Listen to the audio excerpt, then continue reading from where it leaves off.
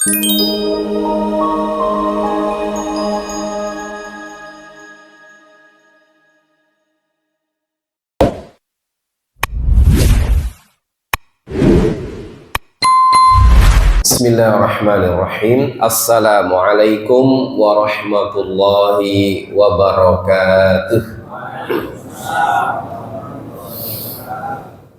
Alhamdulillahi rabbil alamin. Wassalatu wassalamu ala asyrafil anbiya'i wal mursalin wa ala alihi wa sahbihi ajma'in, amma ba'd. Jamaah yang semoga Allah merahmati kita semuanya. Alhamdulillah, kembali Allah memudahkan kita untuk terus menambah ilmu kita di majlisul ilmi, atau mengulang kembali yang telah kita ketahui, yang ini merupakan tanda kebaikan kita. Man yuridillahu bi khairan yufaqihu fiddin. Siapa yang Allah kehendaki baik, Allah buat orang itu paham agama. Sallallahu alaihi wasallam untuk Nabiullah Muhammad sallallahu alaihi wasallam, keluarga, sahabat dan pengikut yang setia sampai hari kiamat. Pada pertemuan terdahulu kita telah bahas tentang taubat. Sekarang kita masuk ke bab baru, yaitu amar ma'ruf nahi mungkar. Amar ma'ruf nahi mungkar ini merupakan tanda kualitas umat Muhammad Shallallahu Alaihi Wasallam.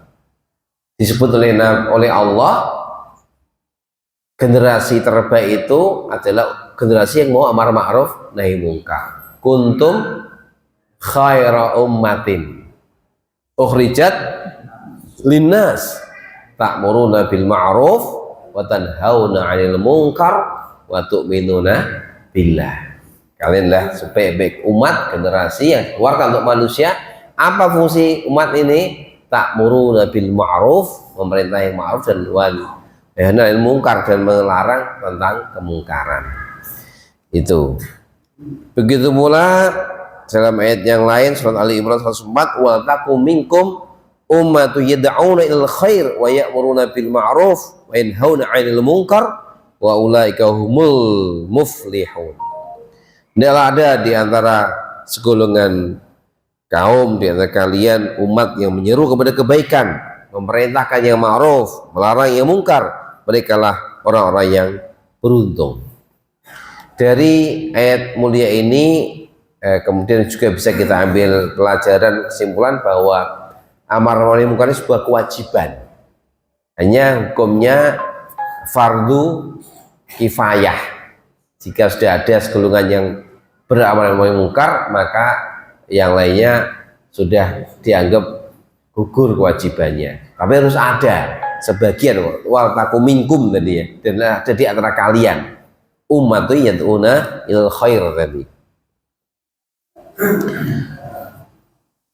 Kemudian orang-orang atau masyarakat umat yang tidak mau amar ma'ruf nahi mungkar ini umat yang dibenci oleh Allah, dilaknat. Disebutkan dalam ayat surat Al-Maidah ayat 78 sampai 79, Allah berfirman, a'udzubillahi minasyaitonir rajim, lu'inal ladzina kafaru min bani Israil 'ala lisani Daud wa Isa bin Maryam. Dzalika bima asaw wa kanu ya'tadun. Kanu la yatanahawna mi'am munkarin fa'aluh labi'sa ma kanu yaf'alun. Telah dilaknat orang-orang kafir dari Bani Israel melalui lisan Dawud dan Isa bin Maryam. Hal itu karena mereka bermaksiat dan mereka melampaui batas. Kanu layatana hauna amungkarin fa'alu. Di antara mereka tidak saling melarang kemungkaran yang mereka lakukan. Lebih sama kanu yaf'alun. Jelek sekali apa yang mereka lakukan. Nah, ini terjadi zaman dulu, zaman Bani Israel yang hidupnya cuek, bersekutu dalam kemaksiatan. Akhirnya ya kalau sudah pada tahap yang parah, biasanya nanti Allah turunkan azabnya.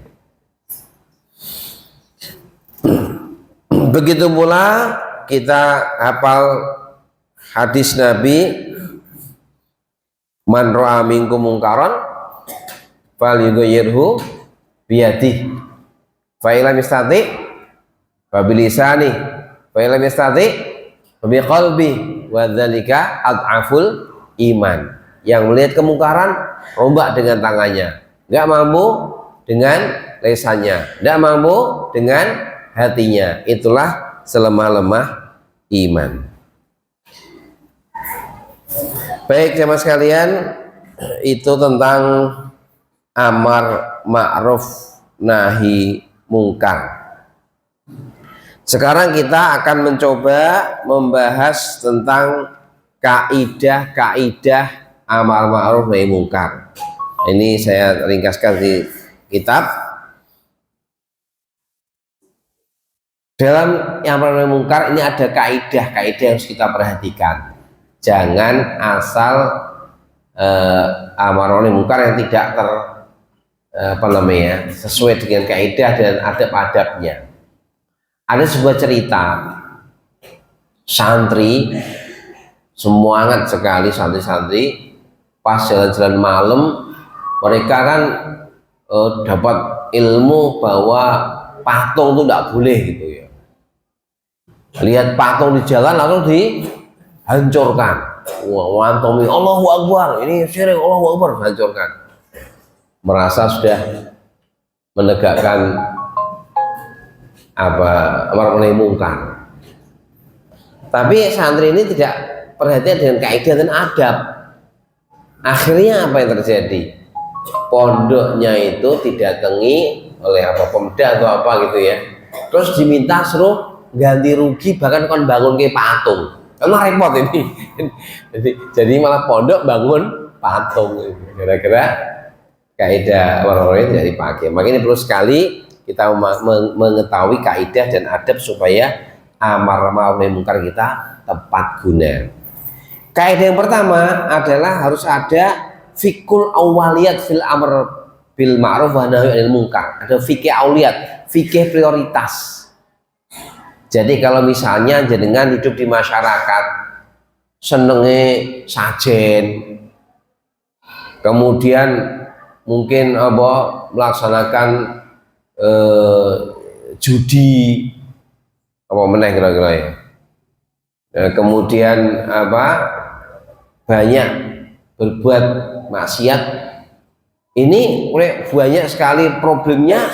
Dimulai dari mana? Dimulai dari yang paling pokok.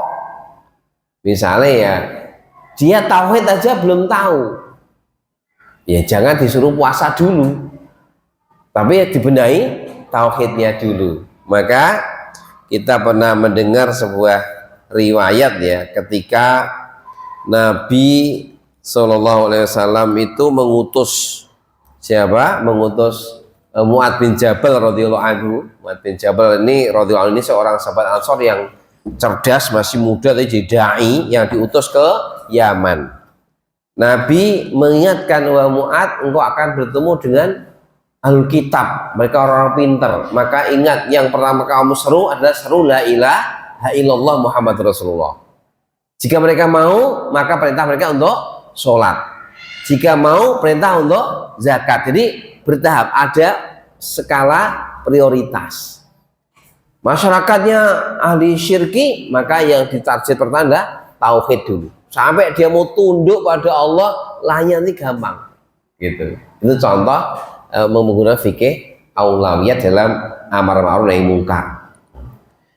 Kadang-kadang kita tidak tahu yang paling inti, akhirnya yang kita benar yang sekunder-sekunder, padahal intinya masih rusak. Kalau ibarat pohon akarnya aja sudah rusak, kalau disirami terus atau di batangnya ya enggak beres, karena masalah di akarnya itu. Ini fikih prioritas yang tentu dimulai dengan tauhid, mengajak kepada menghambanya kepada Allah. Dan ini masyarakat kita masih banyak PR-nya. Masih banyak PR-nya.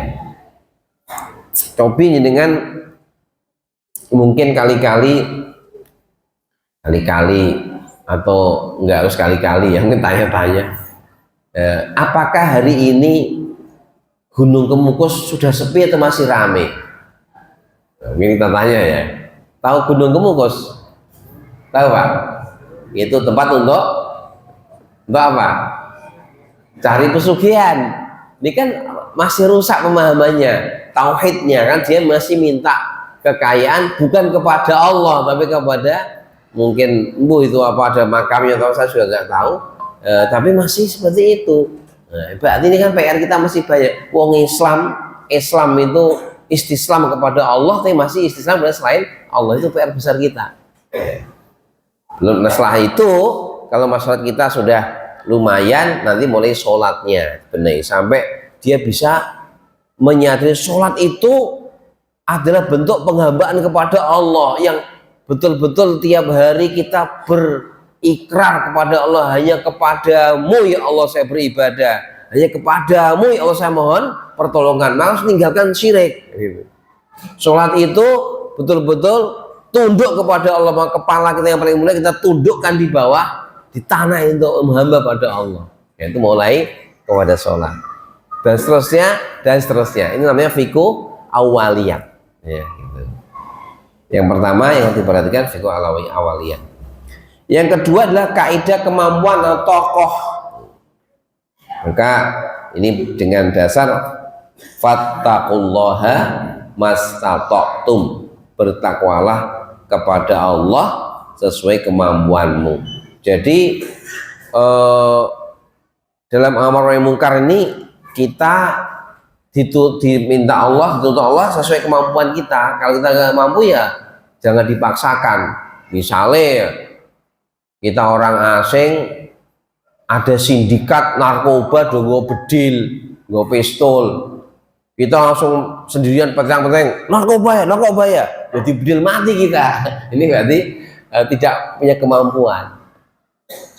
Atau ada kemaksiatan kemungkaran di sebuah kampung kita, kita nggak punya kekuatan, kita minoritas, kita sedikit, yo jangan langsung bawa pentungan ngobrak-ngabrik tempat maksiat itu, kita yang dipentungi nanti.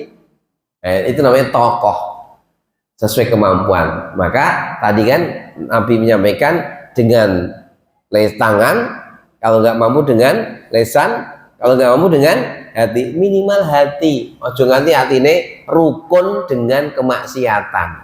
Hatinya harus menolak dengan kemaksiatan, itu iman yang paling level tokoh bawah. Nah nanti baru kemudian kalau mampu punya kuat dengan lesan, kalau mampu lagi dengan tangan, dan mestinya tangan ini adalah wilayahnya penguasa, wilayahnya bapak-bapak polisi kalau kemasyarakatan ya. Maka jenengan sering komunikasi saya dengan bapak polisi, ada miras itu jenengan hubungi tuntun ini biar mereka yang punya kekuasaan untuk menertibkan. Begitulah, jadi kekuatan juga dipentingkan. Seorang kiai besar yang dikenal, ditakuti dengan kiai kampung, kemampuannya mesti akan beda untuk memberikan amar ma'ruf mungkar skala-skalanya. Jadi kita juga harus tahu kondisi kita, jangan dipaksakan. Yang berikutnya adalah tadrijian. Apa itu tadrijian? Bertahap, step by step dalam amar ma'ruf nahi mungkar. Tadi jangan langsung semua, ada orang salah, banyak salahnya langsung dirombak semuanya, kalau enggak dimarahi, nggak bisa. Perubahan itu pelan-pelan, sedikit demi sedikit, diutamakan dari hal yang paling dasar tadi. Begitu, termasuk dalam urusan amar ma'ruf mungkar juga step by step. Jangan langsung kekuatan digunakan. Lesan dulu, lesan kok masih angel, baru kekuatan. Nanti salat punya kemampuan. Kemudian tidak menimbulkan kemungkaran yang lebih besar. Jadi jangan sampai kita menghilangkan kemungkaran, tapi dengan itu malah muncul kemungkaran lebih besar. Jangan. Maka ada kaidah ushul fikih, darul mafasid muqaddamun ala jalbil masolih. Menghilangkan kemungkaran itu lebih diutamakan dibanding meraih kemaslahatan. Nanti jangan sampai ada kemungkaran lebih besar. Contoh yang dilakukan oleh seorang ulama abad pertengahan namanya Ibnu Taimiyah rahimahullah. Beliau ini orang sangat kuat dalam amar ma'ruf nahi munkar. Nah, tetapi ternyata ada peristiwa yang cukup mengusik rasa penasaran para murid-murid beliau. Waktu itu tentara-tentara Mongol itu pada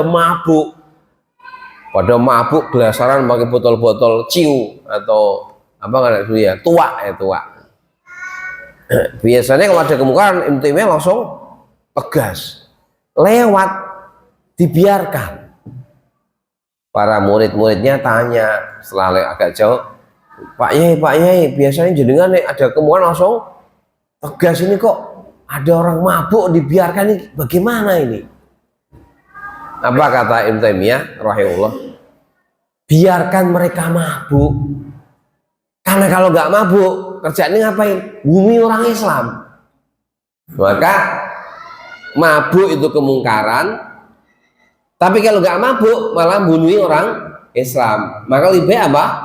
Mabuk wae, ben ora mateni wong Islam. Kan begitu ya. Jadi jangan sampai mungkar itu kita hilangkan, tapi malah muncul mungkar lebih besar. Mabuknya kita hilangkan, mereka nggak mabuk, tapi mereka suka bunuh umat Islam parah lagi.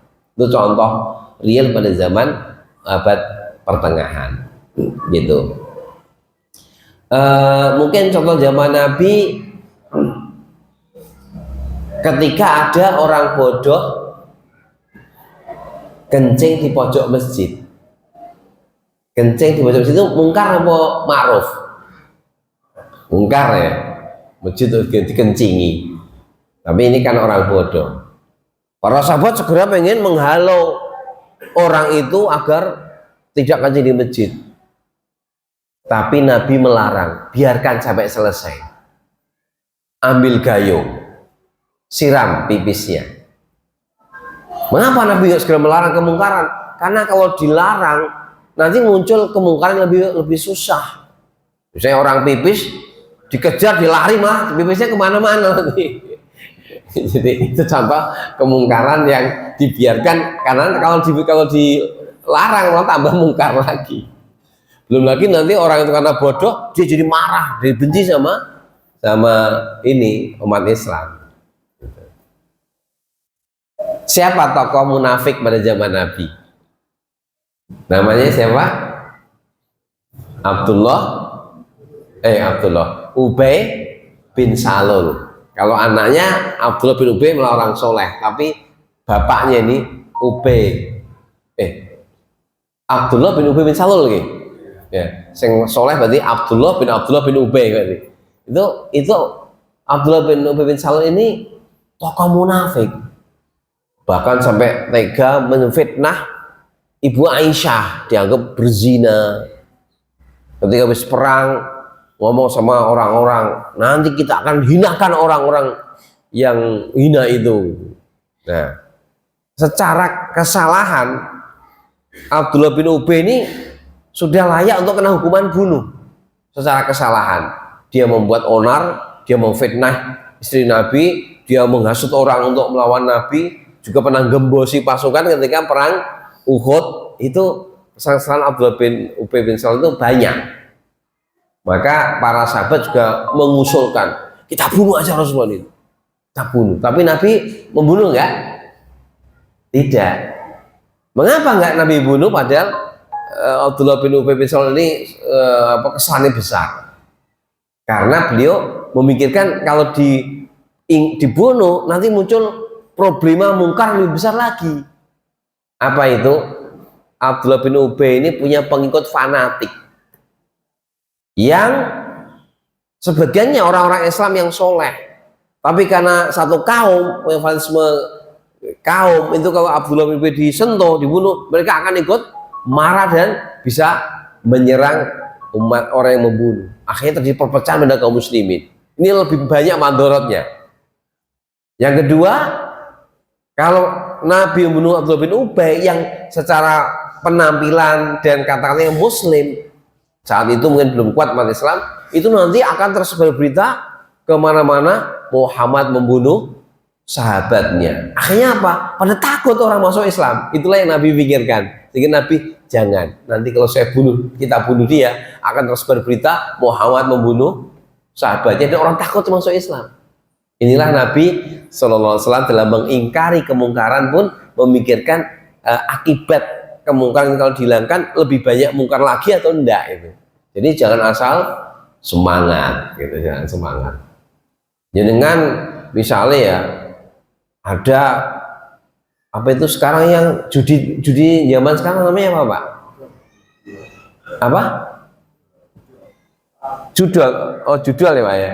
Yang langsung itu apa namanya? Saya ngebak bandar itu. Ya capjikia ya, capjikia. Misalnya ada bandar capjikia yang kampung, tapi dia punya geng besar. Kalau jenengan ranti backingan ini dihancurkan, mungkin besok semakin gede karena dia punya back besar. Harus dipikir, wah ini tak hancurnya manfaat atau malah banyak mandorotnya gitu. Itu harus dipikirkan. Itu contohnya. Jadi kalau kita mau mengingkari kemungkaran harus ada pertimbangan secara logika. Apakah kalau ini saya habisi, saya serang, saya hilangkan, nanti muncul yang lebih besar atau tidak mandorot-mandorotnya. Itu juga harus dipikirkan. Begitulah yang telah terjadi sejak zaman Nabi. Nabi tidak langsung berbuat ketika dalam pertimbangan itu justru malah menimbulkan kemungkaran lebih besar. Akhirnya Nabi biarkan Abdullah bin Ubay bin Salul dan masyarakat sudah tahu dia munafik. Akhirnya Abdullah bin Ubay jatuh menghormati dan tidak punya peran. Itu contoh bagaimana pandinya Nabi dalam fikih siasah ya, atau orang-orang mungkar. Kemudian kaidah ilmu, jadi harus tahu sesuatu ini ma'ruf atau ini mungkar berdasarkan apa namanya? Berdasarkan Quran dan Sunnah, dan tahu ini termasuk wilayah muttafaq alaih atau mukhtalaf alaih. Kalau muttafaq alaih, istilah mungkar menurut semua orang, Quran Sunnah dan para ulama, ya sudah jelas. Nah, jangan sampai yang mukhtalaf alaih, yang itu masalah-masalah yang masih khilafiyah, kemudian kita amar nahi mungkar. Misalnya ada orang yang belajar bahwa laki-laki itu sunnahnya celananya tidak boleh di bawah mata kaki. Kemudian ketika di Jumat itu ada petugas masjid bawa gunting, asal ada yang celananya panjang dipotong, nggak sunnah ini potong, nggak sunnah dipotong.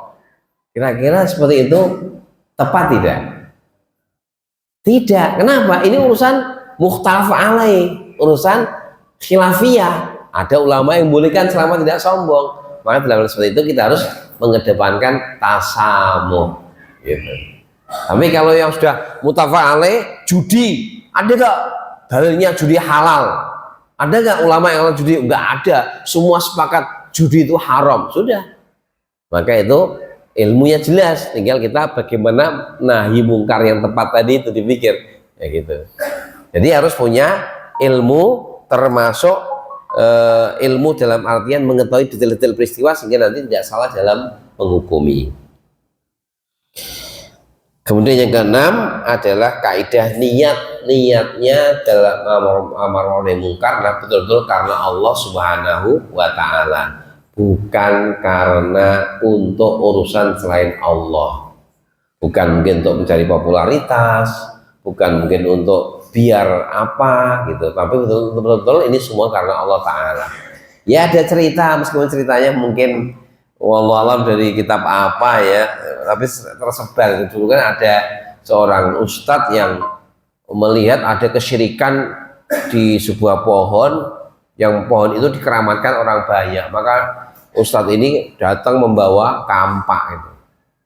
Setannya nggak terima, diadang. Setannya menyerupai manusia, menghadang kiai itu. Pak Yai, mau kemana jenengan? Itu orang-orang berani menyekutukan Allah dengan pohon itu, mau saya potong itu pohon itu.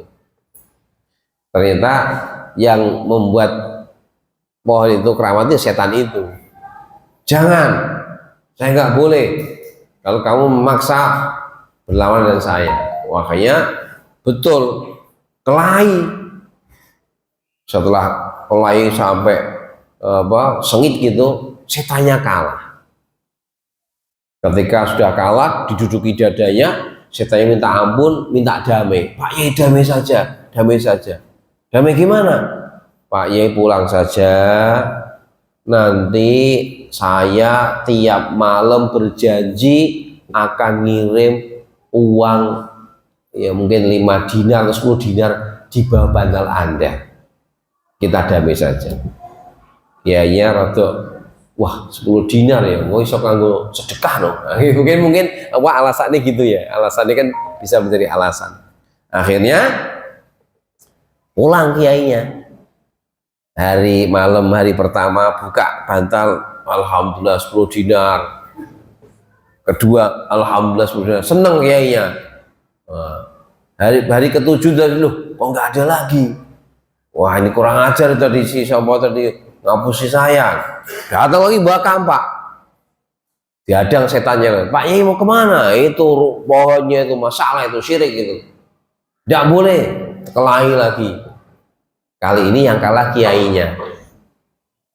Kiainya, kamu jadi kuat sekarang. Kemarin saya kalahkan kamu sekarang. Kenapa saya sekarang bisa kamu kalahkan? Yang pertama Pak Yai kan marahnya karena Allah. Niatnya ingin menegakkan amar ma'ruf nahi munkar karena Allah. Maka saya kalah, saya ini setan. Sekarang yang kedua Pak Yai karena nggak dapat upeti lagi dari saya.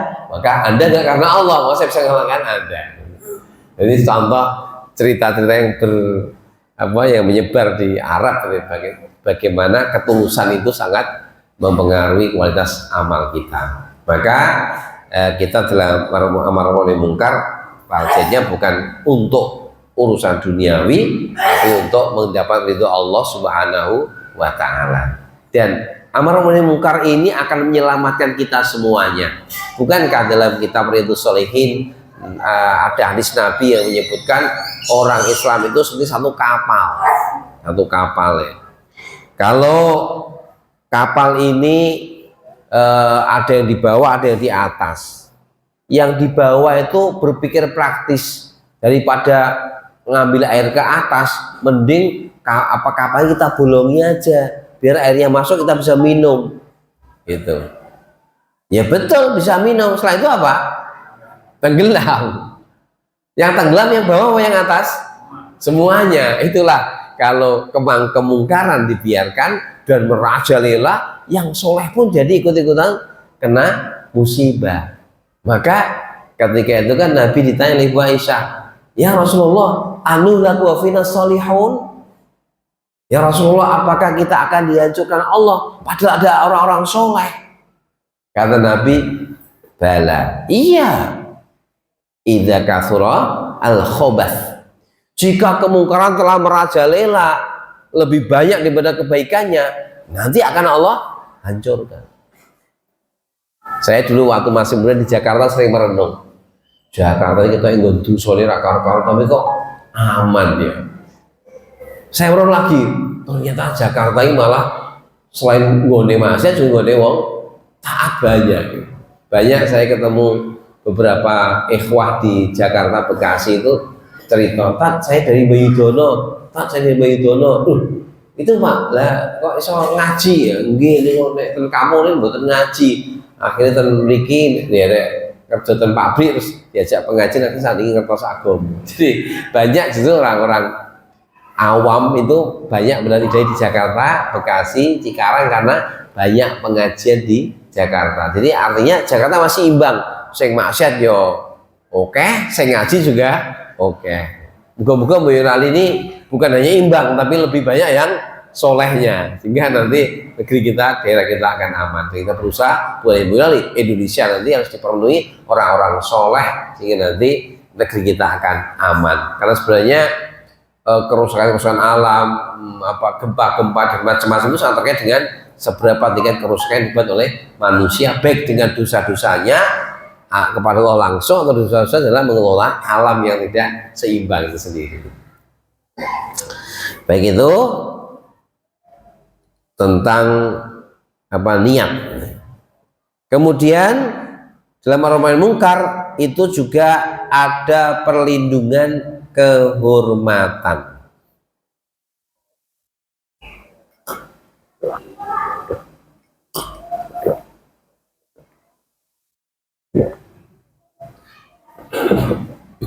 Gimana ini maksudnya? Maksudnya tidak boleh dalam amar ma'ruf munkar itu kita mentajassusi orang Islam yang sudah dikenal kebaikannya. Makanya ketika Abdullah bin Mas'ud radhiyallahu anhu dilapori, Syekh itu kayaknya ada orang mabuk-mabuk itu, kayaknya jenggotnya ada air bekas khomer. Beliau mengatakan, kami dilarang untuk mencari-cari aib saudara muslim, kecuali kalau sudah dia terang-terangan, sudah ketahuan, itu lain masalah. Tapi jangan sengaja mengintip-intip dosa saudara muslim. Selama dia masih punya rasa malu, punya rasa itu dosa, dia nggak ceritakan, ya sudah, semoga dia bertobat pada Allah kalau memang dia salah. Tapi kita tidak boleh sengaja mencari-cari tahu tentang kesalahan saudara kita muslim. Itu yaitu diantara kaidah-kaidah 7 kaidah amar ma'ruf nahi mungkar. Ada kaidah skala prioritas, ada kaidah sesuai kemampuan, kemudian bersifat tadarruj, kemudian tidak menimbulkan kemungkaran yang besar, kemudian juga dia tahu ilmunya, ilmu dalam amar ma'ruf munkar, dan juga problem ma'ruf dan munkar yang ada seperti apa, kemudian niatnya, dan juga kaidah perlindungan kehormatan, tidak boleh semau sendiri. Baik, itu tentang kaidahnya. Adapun tentang adab-adabnya mungkin kita bisa lanjutkan di kesempatan lain, karena ini ada 10 adab dalam amar ma'ruf munkar. Jadi di waktu 1 menit kita ora cukup. Jadi kita lanjutkan di pertemuan mendatang tentang 10 adab-adab dalam amar ma'ruf nahi munkar, agar nanti jamaah sekalian, kita kalau pengen amar ma'ruf nahi munkar itu dengan cara-cara yang sesuai dengan adab-adab Islami. Mungkin itu pada kesempatan malam ini sudah ngepas Isya. Saya kembalikan kepada acara. Alhamdulillahirabbil alamin. Assalamualaikum warahmatullahi wabarakatuh.